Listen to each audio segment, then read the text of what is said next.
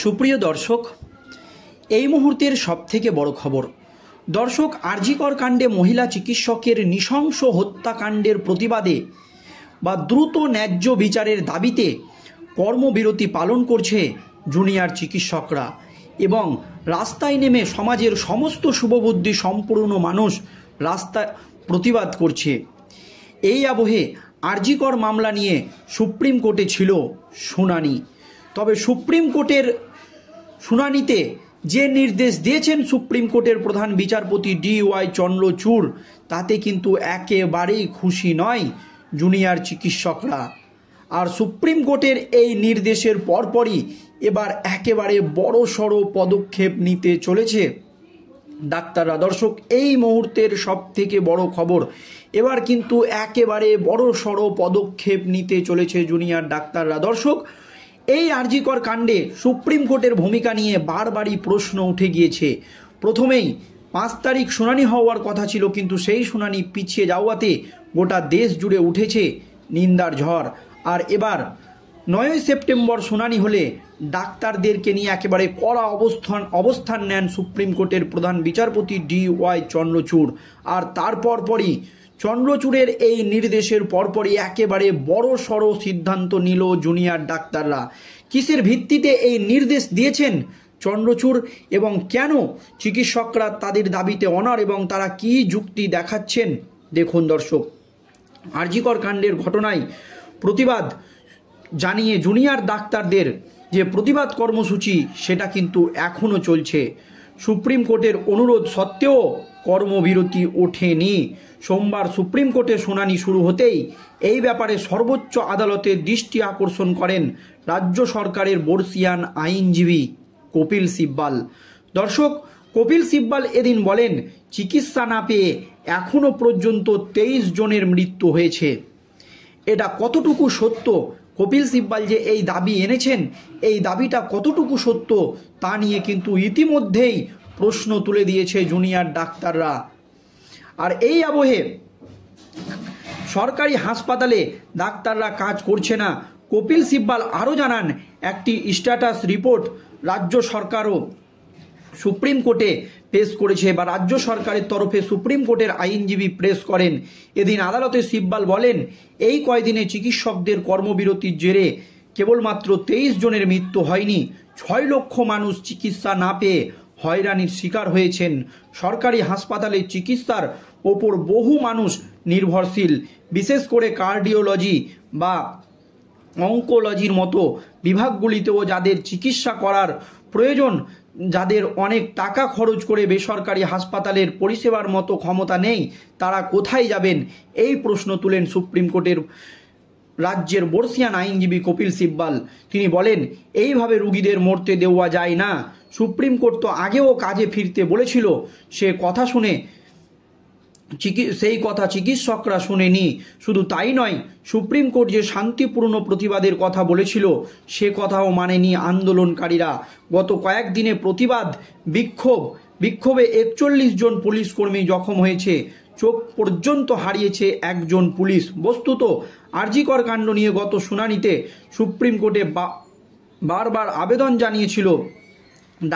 বারবার সুপ্রিম কোর্টের আইনজীবী কপিল সিব্বাল আবেদন জানিয়েছিল, ডাক্তাররা কর্মবিরতি তুলে নিন। শুধু কলকাতা নয়, দিল্লির এইমস, PGI এবং চণ্ডীগড়েও জুনিয়র ডাক্তাররা কর্মবিরতি পালন করছিলেন। অভিযোগ উঠছিল, ডাক্তারদের বিরুদ্ধে মামলা করার হুঁশিয়ারি দেওয়া হচ্ছে। কিন্তু সুপ্রিম কোর্ট জানিয়ে দেয়, কর্মবিরতি তুলে নিলে কারো বিরুদ্ধে যেন পদক্ষেপ না করা হয়। তবে এই ঘটনা হলো, আরজিকর হাসপাতালে এখনও পর্যন্ত কর্মবিরতি উঠেনি। জুনিয়র ডাক্তাররা অবশ্যই দাবি করছে তারা শিবির করে রুগী দেখছেন, কিন্তু এর মধ্যেই আরজিকর হাসপাতালে এক যুবকের মৃত্যুকে কেন্দ্র করে ফের বিতর্ক মাথা তুলেছে। এদিন সে ব্যাপারে সর্বোচ্চ আদালতের দৃষ্টি আকর্ষণ করেন রাজ্যের বর্ষীয়ান আইনজীবী কপিল সিব্বাল। কয়েকদিন আগেই আরজিকর হাসপাতালে 28 বছরের তরুণের মৃত্যু হয়। পরিবারের অভিযোগ ছিল, বিনা চিকিৎসায় তার মৃত্যু হয়েছে। মৃত তরুণের মা জানিয়েছিলেন, দুর্ঘটনার পর যত দূর সম্ভব হাসপাতালে নিয়ে এসেছিলাম, কিন্তু কোনো ডাক্তার নেই, চিকিৎসা হচ্ছে না।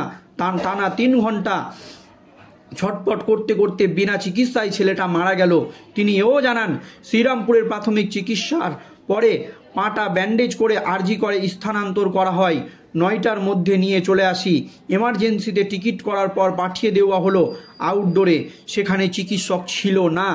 এই অভিযোগ করেন রাজ্যের বর্ষিয়ান আইনজীবী কপিল সিব্বাল। তবে যারা জুনিয়র ডাক্তার তারা কিন্তু পরিষ্কার দাবি করছেন তার যুক্তি একেবারে ভিত্তিহীন। তার পরপরই কিন্তু তারা একেবারে কঠোর পদক্ষেপ নিতে চলেছে। সুপ্রিম কোর্টের নির্দেশ সত্ত্বেও কর্মবিরতি প্রত্যাহার করতে নারাজ। চন্দ্রচূড় যে নির্দেশ দিয়েছে তাতে কিন্তু কোনো হেলদোল নেই, তারা কর্মবিরতি প্রত্যাহার করবে না। এই আবহে মঙ্গলবার দুপুর 12টায় সল্টলেকের করুণাময়ী থেকে স্বাস্থ্য ভবন অভিযান করবেন তারা। মুখ্যমন্ত্রী মমতা ব্যানার্জি যেখানে স্বাস্থ্যমন্ত্রী, সেখানে মুখ্যমন্ত্রী মমতা ব্যানার্জির স্বাস্থ্য ভবনে অভিযান করবে এবার জুনিয়র চিকিৎসকরা। আন্দোলনের প্রধান উদ্দেশ্য আরজি কর মেডিকেল কলেজের ধর্ষণ ও খুনের ঘটনায় সুবিচার এবং রাজ্য জুড়ে চিকিৎসকদের নিরাপত্তা সুনিশ্চিত করা। জুনিয়র চিকিৎসকরা তাদের 5 দফা দাবি নিয়ে সরকারের কাছে সুস্পষ্ট জবাব চেয়েছেন। তাদের দাবি, সমস্ত দোষীদের দ্রুত শাস্তি দিতে হবে এবং রাজ্যের সমস্ত মেডিকেল কলেজ ও হাসপাতালের নিরাপত্তা নিশ্চিত করতে হবে। রাজ্যের স্বাস্থ্য সচিব, স্বাস্থ্য অধিকর্তা এবং স্বাস্থ্য শিক্ষা অধিকর্তার পদত্যাগের দাবিও তারা জানিয়েছেন। চিকিৎসকদের হুঁশিয়ারি, তাদের দাবি পূরণ না হলে অবস্থান চালিয়ে যাবেন এবং সরকার যদি বাধা দেয় তাহলে পরিস্থিতি আরও জটিল হতে পারে, একেবারে পরিষ্কার হুঁশিয়ারি দিয়েছেন তারা। এইদিকে আন্দোলনরত ডাক্তারদের সাফ কথা, রাজ্য সরকার যদি তাদের দাবিগুলো মেনে নেয় তবে কর্মবিরতির বিষয়টি নিয়ে বিবেচনা করা হবে। তবে দাবি পূরণ না হলে স্বাস্থ্য ভবনের সামনে অবস্থান অনিবার্য। আরজি করের ঘটনায় বিচার এবং চিকিৎসকদের নিরাপত্তার প্রশ্নে তারা কোনো ছাড় দিতে নারাজ। এই আবহে সুপ্রিম কোর্টের নির্দেশ সত্ত্বেও তারা তাদের দাবি যদি পূরণ না হয় তারা কিন্তু কর্মে যোগ দিবে না। তাদের যেমন কর্মবিরতি চলছে সেটা কিন্তু চলবে। আর এর পরপরও রাজ্য সরকার যদি কঠোর অবস্থান নেয় তাহলে কিন্তু আরও পরিস্থিতি খারাপ হতে পারে। তাহলে কি এবার চিকিৎসকরা গণ ইস্তফা দিতে চলেছে? তাহলে কিন্তু রাজ্যের স্বাস্থ্য ব্যবস্থা একেবারেই ভেঙে পড়বে। আর এই নিয়ে কিন্তু রাতের ঘুম উড়ে গিয়েছে বাংলার মুখ্যমন্ত্রী মমতা ব্যানার্জির। দর্শক, সুপ্রিম কোর্ট নির্দেশ দিয়েছিল যে 5টার মধ্যে, অর্থাৎ আজ বিকেল 5টার মধ্যে জুনিয়র ডাক্তারদের কাজে যোগ দিতে হবে। তবে সুপ্রিম কোর্টের নির্দেশ না মেনে তারা কিন্তু এবার স্বাস্থ্য ভবন, অর্থাৎ মুখ্যমন্ত্রী মমতা ব্যানার্জির স্বাস্থ্য ভবন অভিযান করতে চলেছে জুনিয়র ডাক্তাররা। জানিয়ে ইতিমধ্যেই রাজ্য রাজনীতিতে শোরগোল পড়ে গিয়েছে।